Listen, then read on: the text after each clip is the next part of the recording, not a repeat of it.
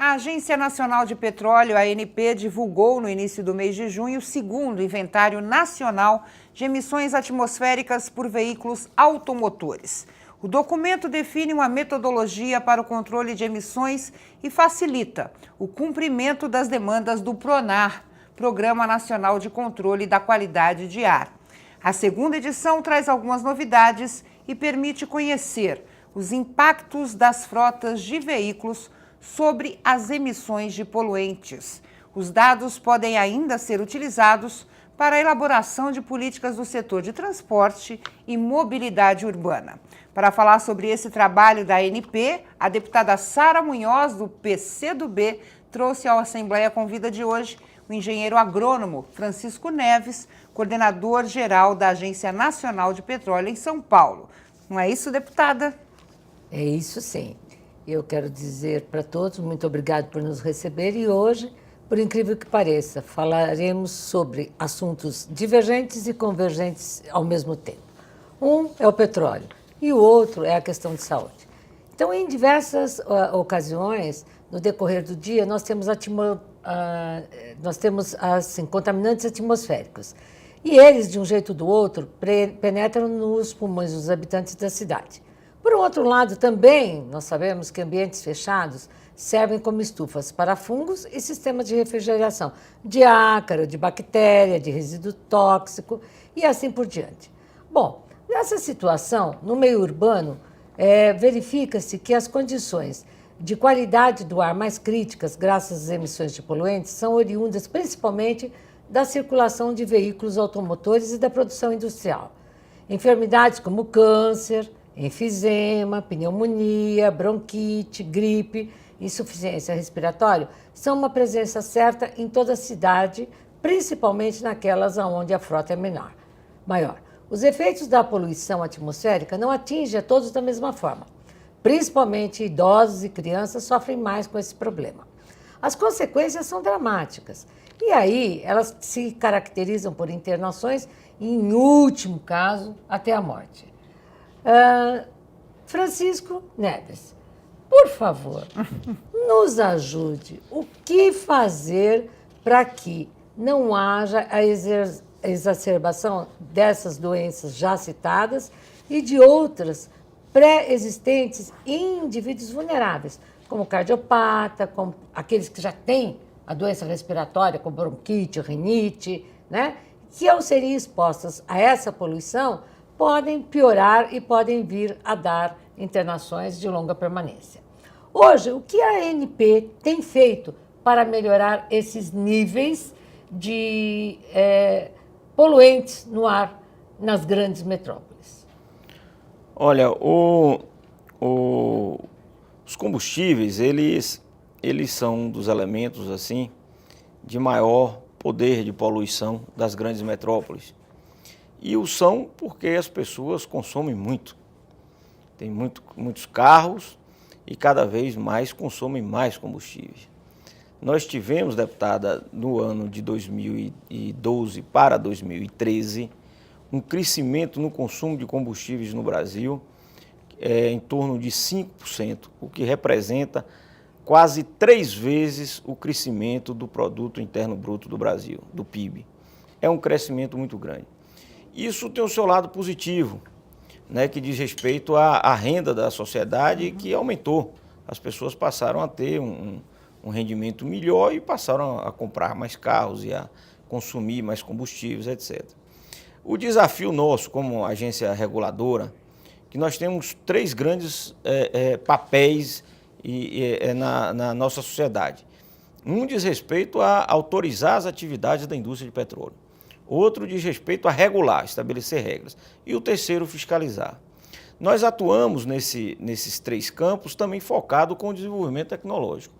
Então nós temos uma situação hoje dos combustíveis no Brasil que nos orgulha bastante. Temos uma matriz veicular bastante diversificada, né? Nós temos o diesel, que diz respeito aos motores dos carros pesados, do ciclo diesel, e temos os outros combustíveis relacionados ao ciclo Otto, que são os veículos leves. Né? Para os veículos leves, nós trabalhamos aí com 3 tipos de combustíveis distintos. Trabalhamos com a gasolina, trabalhamos com etanol e o gás veicular. Mas esses três, eles emitem agentes diferentes para... Exatamente, são combustíveis diferentes, mas que são substitutos no que diz respeito ao uso dos motores, né? Quer dizer, um pode substituir o outro, mas eles são diferentes, têm características diferentes, poder calorífico diferentes, emissões diferentes, etc. Mas essa matriz, então, diversificada, ela tem a sua importância, primeiro porque ela permite uma segurança para o abastecimento. Se porventura, como nós estamos vendo agora, falta do gás natural, você tem a gasolina, você tem o etanol. Se amanhã ou depois tiver dificuldade com a gasolina, vamos ter o etanol. Então, a diversidade da nossa matriz veicular, ela nos dá uma segurança quanto ao abastecimento. Além disso, também, ela nos dá uma característica em comum, né, ou superior a de outros países, que é exatamente o caráter de menor poluição, menor impacto na sua poluição. E o terceiro, de respeito à eficiência energética de cada um desses combustíveis. A ANP especifica esse produto. O que é especificar é dizer o que é o combustível, o que é a gasolina hoje. Ela tem a sua característica físico-química, a ANP que faz isso. O diesel também, o etanol também. Essa especificação de cada um desses produtos, deputado, tem evoluído extraordinariamente ao longo do tempo, sobre dois focos. Um no que diz respeito à eficiência energética e outro à sustentabilidade. Só para vocês terem uma ideia, a gasolina pura, que é a gasolina A, ela era comercializada no Brasil com 2.500 ppm. Hoje, o que é ppm? É parte por milhão. Parte por milhão é uma proporção de enxofre no volume total de gasolina. Então, a gente tem reduzido ao longo do tempo, hoje está com 50. Então, nós saímos de um cenário na década de 60, por aí, de 2.500 ppm para 50 hoje. Isso do ponto de vista da qualidade do produto. Com isso, a gasolina ela se torna mais eficiente, porque ela queima melhor e ela emite menos particulados. No caso do diesel, nós saímos de 13.000 ppm, parte por milhão, né, para 10 ppm. Nós temos hoje dois tipos de diesel. O diesel S500, que são 500 ppm, utilizado nas rodovias, etc. E temos o diesel S10, que é utilizado nos grandes centros e pelos motores novos. Então, nós trabalhamos juntos com diversas outras instituições no Brasil para evoluir a qualidade e a especificação desses produtos, sob o ponto de vista da sua eficiência energética e sob o ponto de vista da sua sustentabilidade, e atuamos conjuntamente com a indústria também no sentido de melhorar os motores dos veículos, para que esses motores possam se tornar também mais eficientes, aproveitar melhor o potencial energético dos combustíveis e também emitir menos particulados. Como é que a gente está nessa questão tecnológica? Exatamente, a gente tem automóveis hoje bem diferentes do que a gente tinha antigamente, né? Nós estamos bem tecnologicamente falando nessa questão de motores ou estamos aquém do que poderíamos ser? Não, nós estamos bem. No caso dos motores diesel, por exemplo, os motores que são hoje comercializados no Brasil, que é o Euro 5, é o mesmo que é comercializado na Europa. São motores extremamente desenvolvidos, com alta tecnologia, um nível de queima dos produtos bastante significativo. Né? No caso do diesel, por exemplo, além do produto ser melhor, todos os gases que saem do processo de queima, ele é misturado com um derivado de ureia, que é o ALA, e permite aí alterações físico-químicas que transformam em água parte desses elementos poluentes. Então, a gente tem absorvido, do ponto de vista da indústria mundial, o que há de melhor.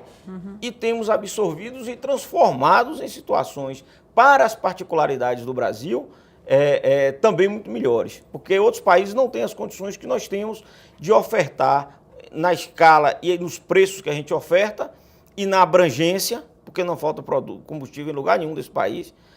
Então, nós temos uma universalização plena do abastecimento, a preços razoáveis e com qualidade excepcional. Vou lhe dar o exemplo, por exemplo, dos biocombustíveis.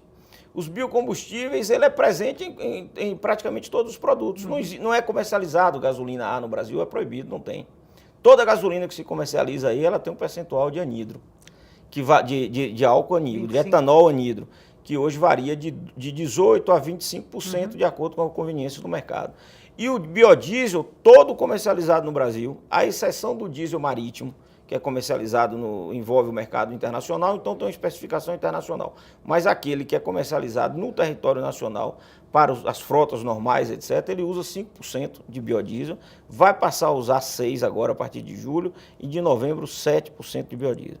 Isso dá ao nosso produto uma particularidade muito especial em relação ao restante do mundo. Mas com todos esses benefícios, nós ainda percebemos que, embora pelas dimensões do nosso país e pelo número de carros que nós diríamos, por exemplo, 14 carros a cada 100 habitantes. Só na cidade de São Paulo são 7 milhões de veículos. Então, mas, 7 milhões. Mas aí é o grande problema Chegando que eu a quero... mais, né, agora. Aí é o grande problema que eu quero chegar. O que hoje dá problema em problemas de poluição e, consequentemente, problemas para a saúde das pessoas é a concentração de carros em determinadas metrópoles ou, associado a isso, a um outro problema que é a utilização inadequada do carro?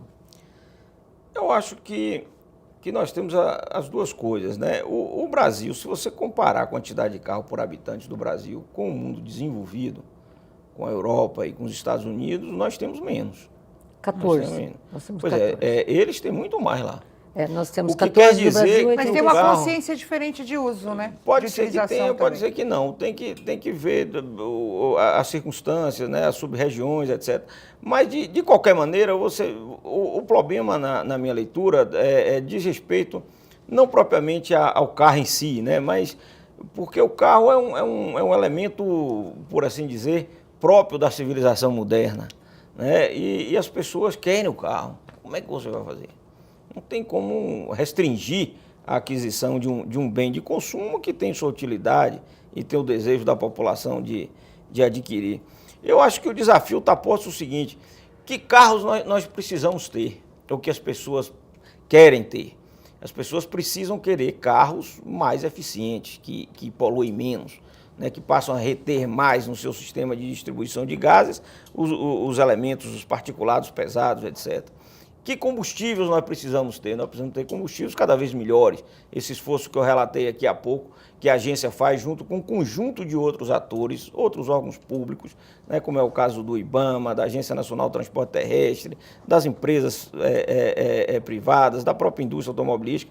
Então há uma grande articulação. Esse relatório que você acabou de anunciar aí no início do programa, ele reflete essa articulação, faz esse esforço para que a gente consiga enfrentar o problema da poluição, modernizando as nossas frotas, os nossos combustíveis e a forma como a gente lida com ela. Hoje há O uma combustível discussão na questão do precisa carro ser elétrico. usado de uma maneira mais racional. Vocês discutem dessa forma? Se discute sim, o carro elétrico já é até uma realidade do Sim. ponto de vista Tem até ônibus, né? experimental. Agora, como todos os combustíveis e como um pouco a particularidade da história brasileira e da cultura brasileira, as nossas saídas são muitas misturas.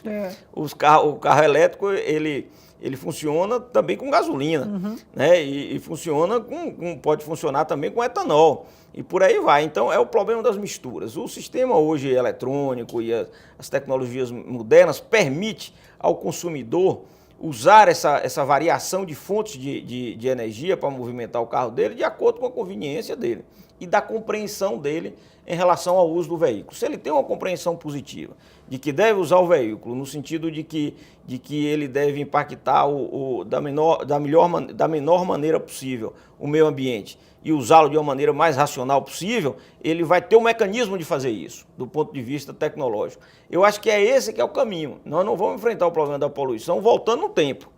Não, para todo mundo, proíbe-se os carros, não é por aí. A gente enfrenta o problema da poluição e isso é a experiência do mundo inteiro.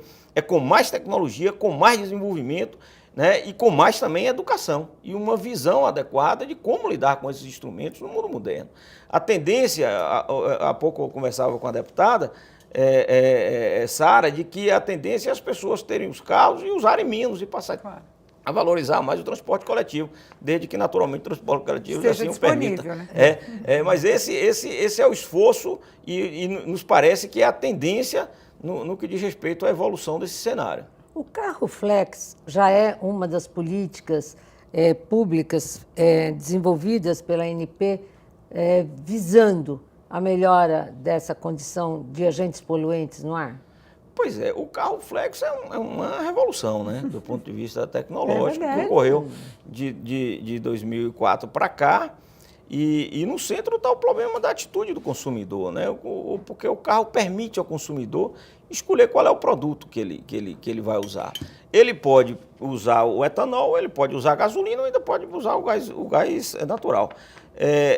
O que é que vai fazer ele decidir? Esse é um problema que eu acho que vale a pena discutir. Na verdade, é só o preço? hoje é economicamente Pois falando. é só o preço? Não há essa consciência mas muitas ambiental vezes as ainda. pessoas vão comprar uma camisa, ou uma bolsa, ou um chapéu, ele não é sempre a diferença mínima de preço que assim faz com que ele tome a decisão. Mas no caso do combustível No ainda, caso do né, combustível doutor? mas talvez não fosse aí um campo de discussão interessante, porque vale a pena talvez se pagar um pouquinho mais para se ter um combustível melhor.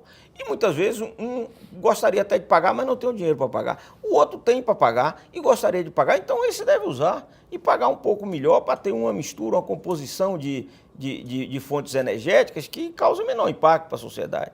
Porque a sociedade nossa ela não é uniforme, toda padrão. As rendas das pessoas são distintas, as visões também, né, de vida e de compromisso. Então, se a gente desenvolve uma visão de compromisso do consumidor, mas atenta para a responsabilidade que ele tem como cidadão e como consumidor de procurar não só o combustível, mas também um carro que consuma mais eficiente, né, que consiga usar o combustível poluindo menos, né, e isso há diferenças. Para você ter uma ideia, nobre deputada, foi lançado agora um programa do qual a ANP participa, mas não é só a ANP, dele participa também o IBAMA, participa a Petrobras, que é o Programa Brasileiro de Etiquetagem de Veículos.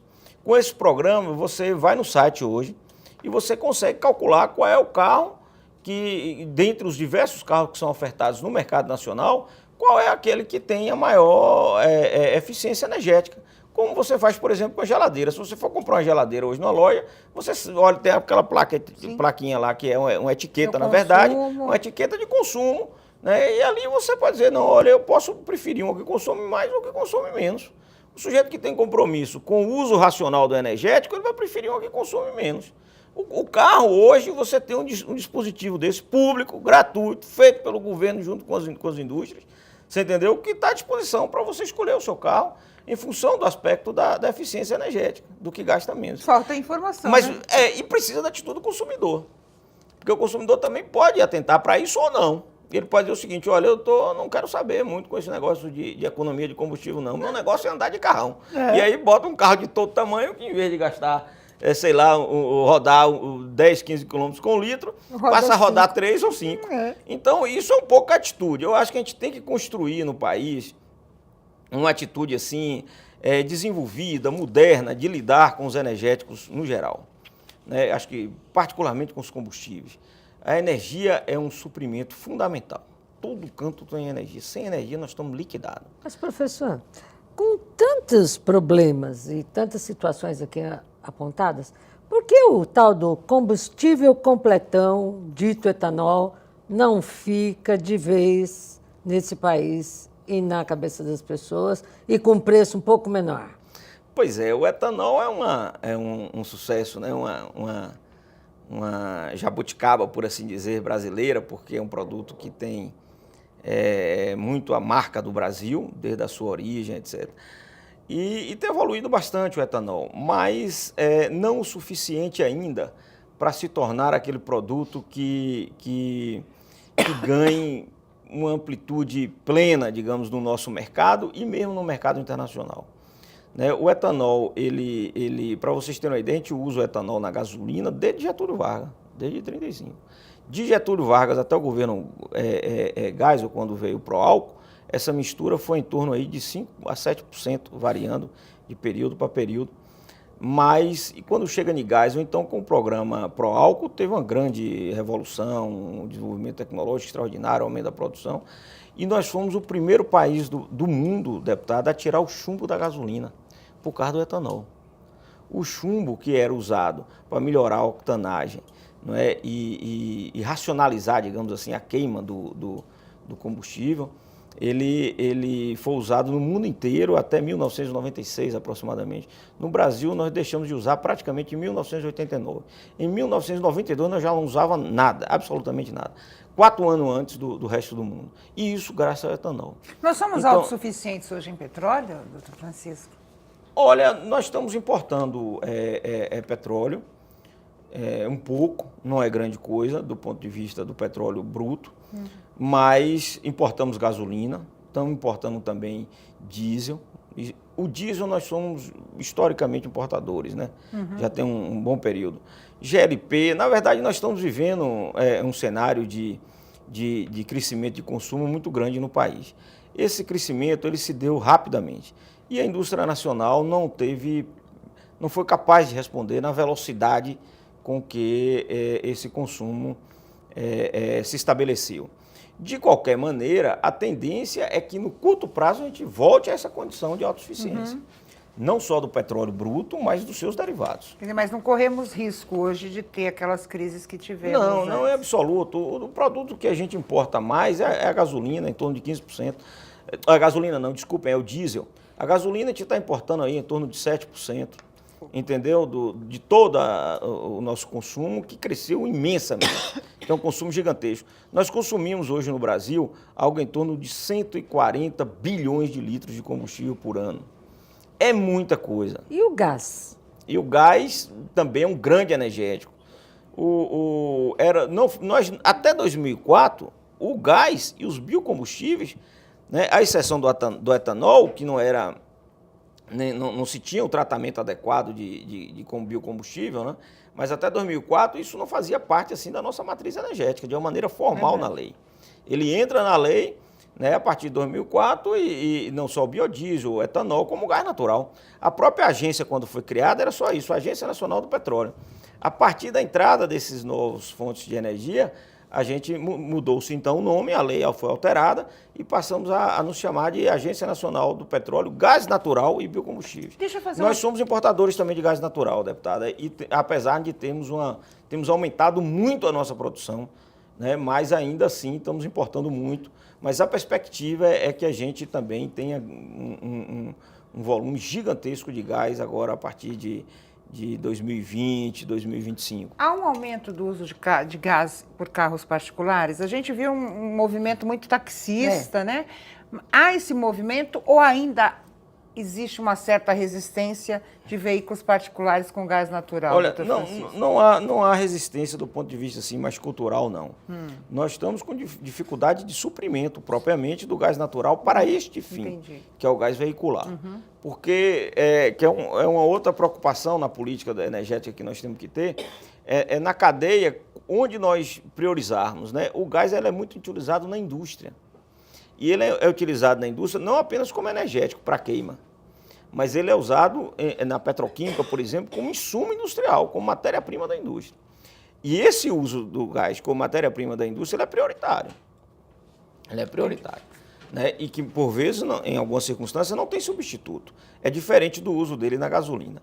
Então, nós tivemos um crescimento do uso da frota veicular no Brasil de 2003 até 2007.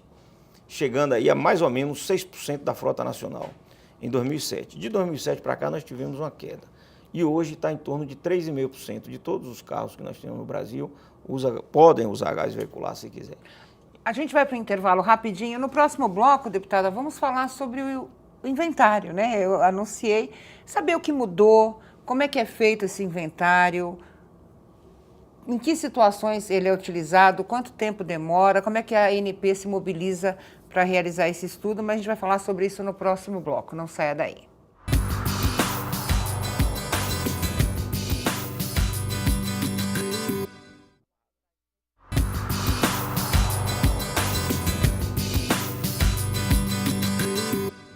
Voltamos com a Assembleia Convida, hoje recebendo o Francisco Neves, ele que é coordenador geral da ANP, Agência Nacional de Petróleo, aqui na Regional São Paulo. Antes da gente falar do inventário, comentávamos nós no intervalo sobre a questão do preço do nosso combustível, do nosso álcool, né, deputada? Eu, particularmente, não entendo nada disso, mas eu prefiro usar no meu carro para andar na cidade o álcool. é uma opção minha. Quando eu vou viajar, eu já coloco a gasolina. Eu estou certa, doutor Francisco? E a questão do preço? Estamos pagando justo pelo preço do álcool? Pois é, o problema de preço no sistema como o nosso, o sistema de mercado aberto, o sistema capitalista, é sempre um certo problema. Muitas vezes o preço não paga o custo da produção. Porque o preço, ele é em grande parte formado pela disposição que as pessoas têm de pagar por aquele bem. Muitas vezes você pega, por exemplo, uma camisa que tem uma logomarca, você gasta, sei lá, R$30 para fazer a camisa, mas na hora de vender, o sujeito consegue vender por 300. Porque tem a ela um valor agregado da marca e tem quem paga. O combustível, em regra, ele tem dois, para ele se firmar como alternativa de mercado, ele tem que atender algumas necessidades. Uma delas é o seguinte, precisa ter o produto, não pode faltar. Né? O etanol, a gente sofreu um período grande depois daquele período do pró-álcool, por falta de produto. Né? Isso criou uma desconfiança do consumidor em relação ao etanol e foi superada plenamente com o motor flex. Porque no motor flex, mesmo se faltar, o sujeito não fica com o carro parado. Muita gente ficou com o carro parado. Mas foi um drama para o consumidor brasileiro e para o programa do álcool, aquela dificuldade que nós vivemos de falta de produto. Então ele precisa ter o produto, ter garantia de suprimento do produto. Ele precisa também ter razoabilidade de preço. Né? Ele precisa ser competitivo. A indústria de petróleo, que hoje é predominante no mercado de combustíveis veiculares, ela consegue botar produto a preços bastante razoáveis, com toda a alta que tem aí o petróleo. O petróleo está aí em torno de $100 o barril, cada barril são 159 litros, né? E o subproduto desse petróleo, ele sai com preços bastante competitivos se comparados com outras fontes. No caso do etanol no Brasil, nós vivemos um período aí até talvez 2008, 2009, um período assim muito interessante, onde os custos de produção do etanol estavam bastante razoáveis. Né? De lá para cá tivemos uma crise de abastecimento também, tivemos um problema relativamente grave em 2011 de falta de etanol. Isso criou problema inclusive com a gasolina, porque ele é misturado na gasolina como etanol anidro, no percentual que varia hoje de 18% a 25%. E de lá para cá a situação melhorou e hoje nós temos recebido assim, muita crítica dos setores sucroalcooleiros de que o preço da gasolina está barato. E que por estar barato demais ele está acabando por limitar uma expectativa de alta no preço do etanol e de uma remuneração melhor para o industrial, para o produtor de etanol.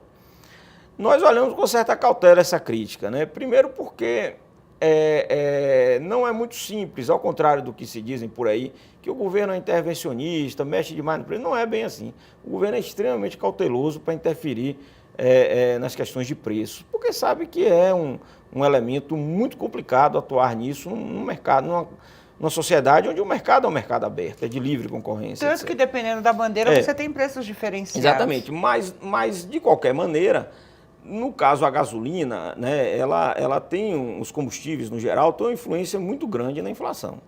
O governo tem procurado atuar como acionista da Petrobras no sentido de ter uma variação média dos preços, não de acordo, não automaticamente com a variação média dos preços do petróleo no mercado internacional. Há uma avaliação de que esses preços praticados do barril de petróleo, em torno de $100, $110 o barril, eles são artificiais, eles decorrem de especulação, eles não decorrem da relação de oferta e demanda. Quer dizer, não há falta de petróleo no mundo que justifique o preço do barril a $100, $110. Não há falta disso. O que há aí é uma atuação forte dos grandes países produtores e ainda especulação financeira nas bolsas. Então não dava para a economia brasileira viver as oscilações que vivem as bolsas de valores e a cotação do barril nessas bolsas.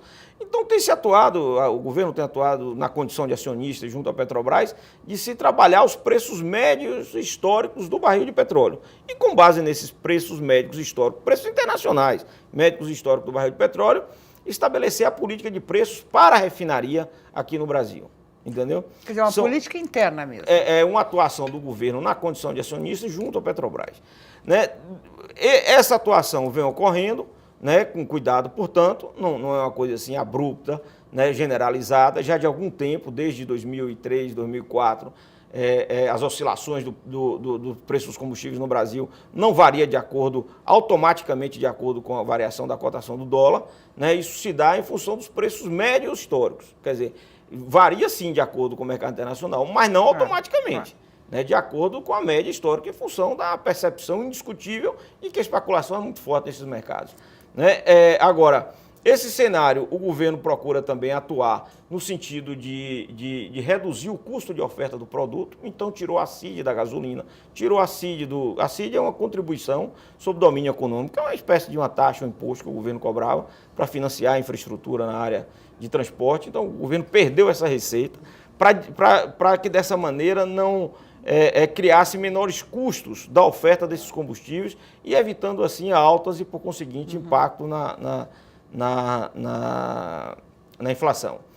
O pessoal do etanol percebe isso e acha que não deveria ser assim. Deveria deixar que as coisas subissem, coisa e tal, porque assim o álcool podia subir um pouco mais.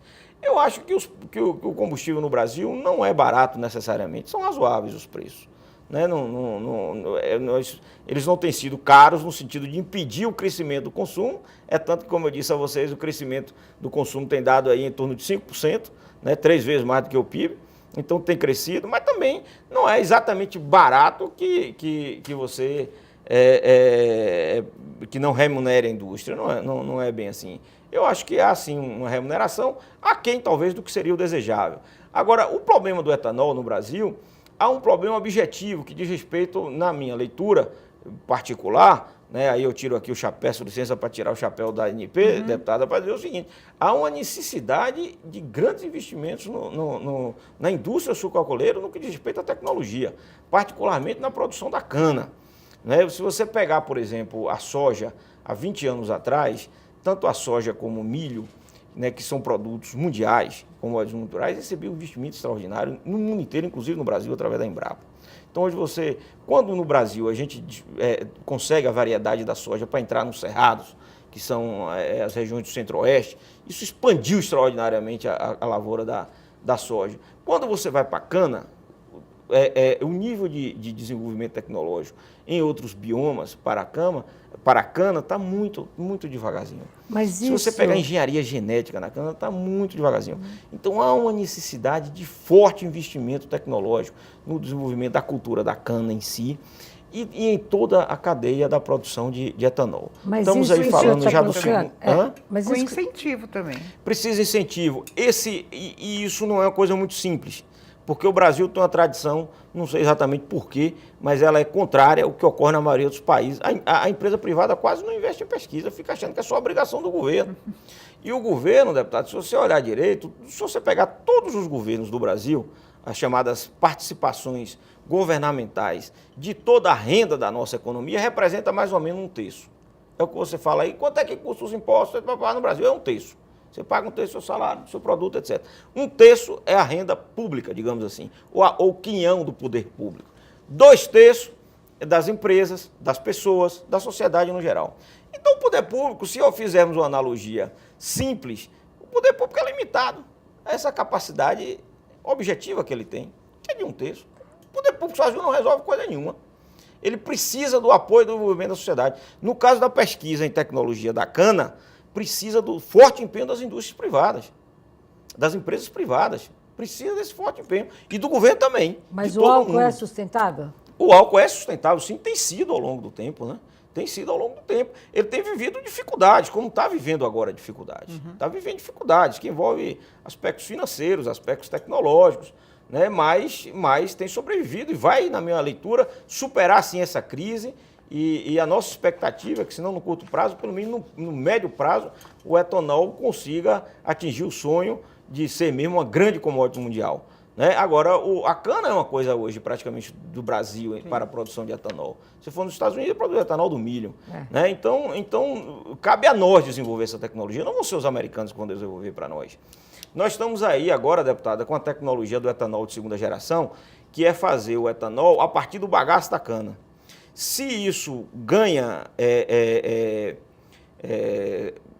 conveniência econômica, nós vamos aumentar a produção de etanol no Brasil em 40%. Quer dizer, hoje nós estamos produzindo aí algo em torno de 25 bilhões de litros de etanol entre anidro e hidratado, aproximadamente. Nós vamos aumentar aí algo em torno de 10, 11 bilhões a mais. Você entendeu? 10 bilhões a mais só usando o bagaço da cana. Porque é nessa nova tecnologia que vem sendo estudada por instituições públicas, mas também por instituições privadas. Vem fazendo grandes investimentos nisso. Porque é um bom negócio desenvolver tecnologia. É um bom negócio. É uma obrigação pública, mas é também um bom negócio. Então nós precisamos convergir essas forças, potencializar essas forças, para que a gente consiga, dessa maneira, aumentar a escala de produção, melhorar a rendabilidade da indústria de etanol. Mas sem sombra de dúvida, um produto que está na mente e nos corações brasileiros e também nos carros, de muito. Como o que você faz aí de usar no coisa, você devia usar mais na estrada também. Na estrada o etanol. Eu prefiro a gasolina na estrada. Mas o segundo relatório, Etanol, né? o segundo relatório que foi emitido agora em 2013, quais são o resumo da ópera desse segundo relatório? O que ele traz de novidade? Olha, esse trabalho que é o relatório das emissões, ele enfrentou dois grandes desafios. Se você chegasse em qualquer universidade, aqui, 4, 5 universidades no Brasil, cada uma tinha uma metodologia para medir a poluição. Então, a universidade tinha uma, a USP tinha uma, a Unicamp tinha outra, ali o pessoal da Uninove tinha outra. Cada qual faz o seu... Isso é uma dor de cabeça do ponto de vista de você padronizar índices, parâmetros. Então, o primeiro desafio foi tentar você reunir todos os atores que envolvessem públicos e mesmo privados, no sentido de unificar uma metodologia. Nós precisamos ter uma metodologia para avaliar a qualidade do ar. E dessa maneira, temos um discurso no sentido de ter credibilidade dos dados que fossem apresentados. Esse esforço foi gigantesco, levou alguns anos trabalhando em cima disso. Alguns anos. E se conseguiu fazer isso. Organizou-se um grupo de trabalho, definiu sua metodologia e passou-se então a estudar os assuntos, né? E nós já estamos agora no segundo ano produzindo resultados objetivos. É anual esse trabalho? O relatório, ele é continuado o tempo todo. Se faz de uma maneira continuada. Agora, se publica relatório anualmente, né? Mas com um parâmetro bem estabelecido, bem amadurecido, bem articulado entre as instituições. A partir desses parâmetros, como você mesmo anunciou no início, né, você vai ter aí as ferramentas para se definir políticas públicas de mitigação desses impactos na nossa atmosfera, né? E dessa maneira assegurar melhores condições do ar. Ele é feito regionalmente, doutor Francisco? Ele é feito nacionalmente, mas também considera as particularidades das regiões. E esse relatório, ele traz ao final, há pouco também discutia com a deputada, uma certa visão de que a gente precisa ter muito consumidor como sujeito atento ao assunto. Não apenas na cobrança dos governos ou das empresas privadas, nisso também, mas sobretudo na sua própria atitude, entendeu? De lidar com a questão dos combustíveis, porque isso não vai melhorar por um passe de mágica, né? Isso responde por um conjunto de ações que envolve toda a sociedade.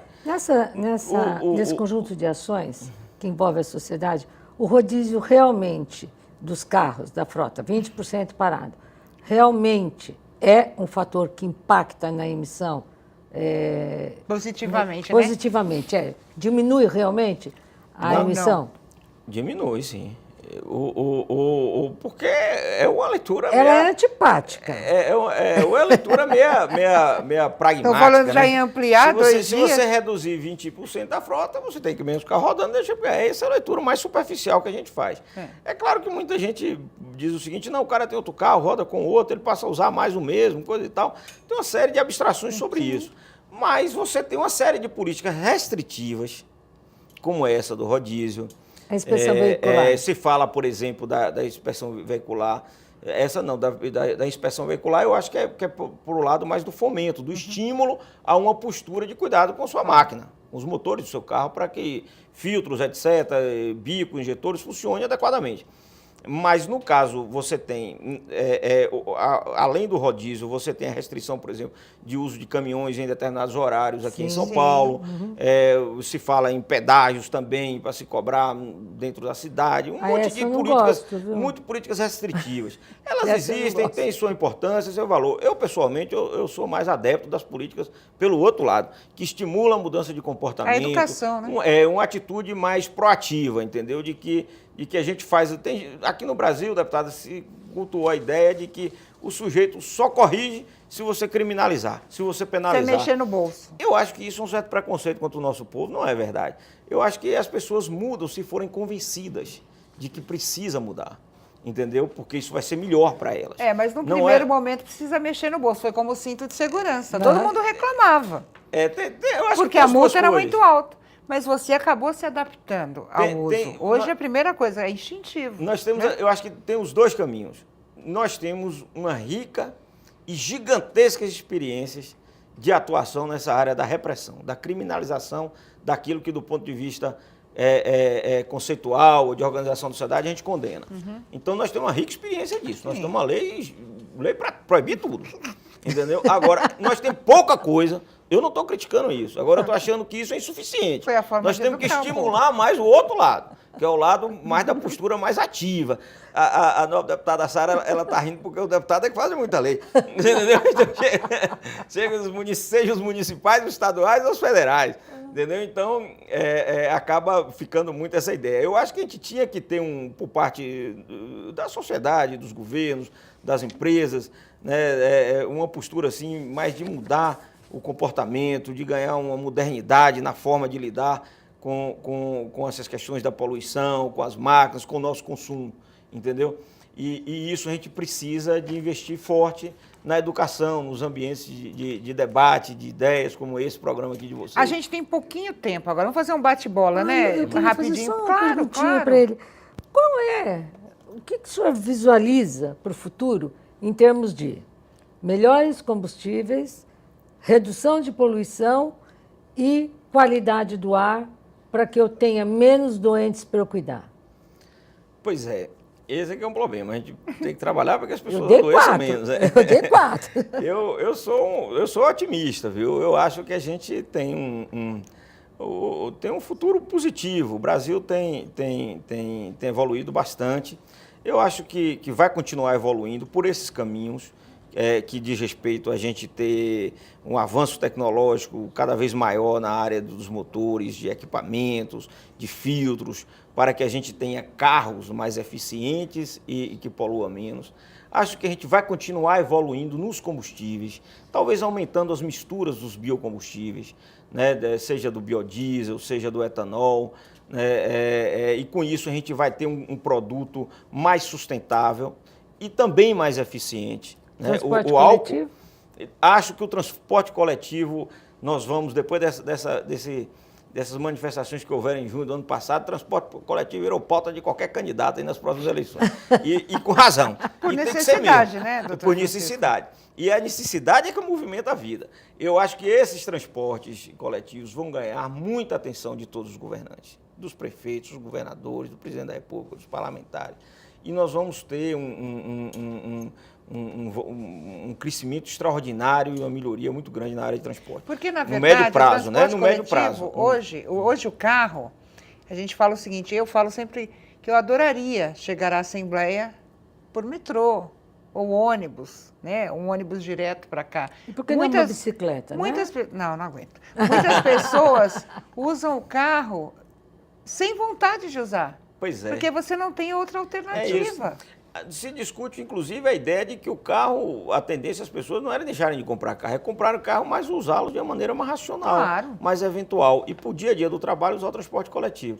Não há dúvida que nós vamos ampliar muito a nossa malha de metrô, de trens e de todos esses desafios que, por vezes, injustamente são criticados aí na Copa do Mundo, mas isso vai criando um meio de cultura muito interessante do ponto da melhoria da infraestrutura do Brasil. Então, o consumidor... Porque é infraestrutura de grandes massas, entendeu?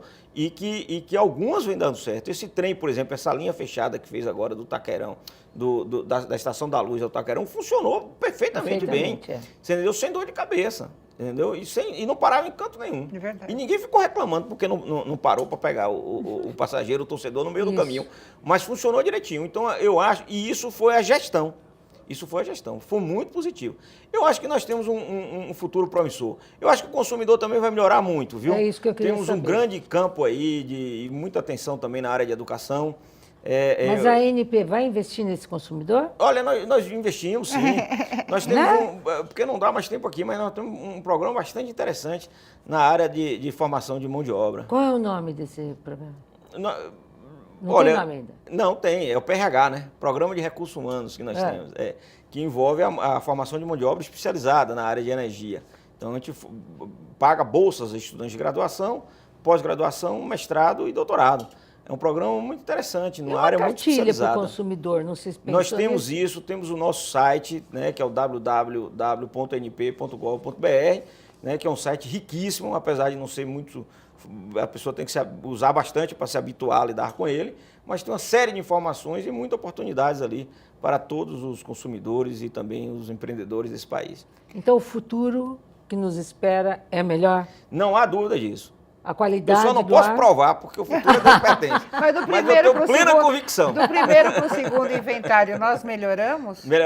Nós estamos mantendo mais ou menos a mesma base, porque aumentou muito o número de consumidores, né? Então melhorou muito. Nós tivemos um pico de crescimento de consumo, de aquisição de veículos e de uso de combustíveis. Eu acho que isso vai estabilizar. Essa curva ela não vai se dar da mesma maneira, não se está dando. Pra você ter uma ideia, o volume de carro comprado em 2013 foi menor do que o de 2012. Foi 2,5% a menos. O que quer dizer que no médio prazo aí nós vamos ter uma estabilização disso. Mas assim, para encerrar, então em termos de biocombustível, os combustíveis no geral, a quantidade de frota, carro e meio ambiente, existe uma perspectiva de melhora do meio ambiente com a redução de poluentes e eu terei menos doentes? Eu acho que sim. Ai, você terá menos doentes. Louvado seja Deus. Nossa deputada, eu tenho certeza que na sua próxima eleição, que com certeza a senhora será eleita, ela vai estar muito associada a lidar com a saúde no sentido de estar festejando uma saúde cada vez melhor. Ai, Deus cada vez melhor. Nós vamos passar a viver mais. Louvado bem seja mais. Deus. Então, com essa boa notícia, a gente encerra a Assembleia Convida. Quero agradecer ao professor Francisco Neves, que é coordenador geral da ANP aqui na Regional São Paulo, e principalmente a deputada Sara Munhoz, do PCdoB, que me deu e nos deu a oportunidade de ter essa aula, né, deputada? Foi uma delícia, né? Obrigada. Muito obrigada mais uma vez. O Assembleia Convida vai ficando por aqui. Um abraço e até mais.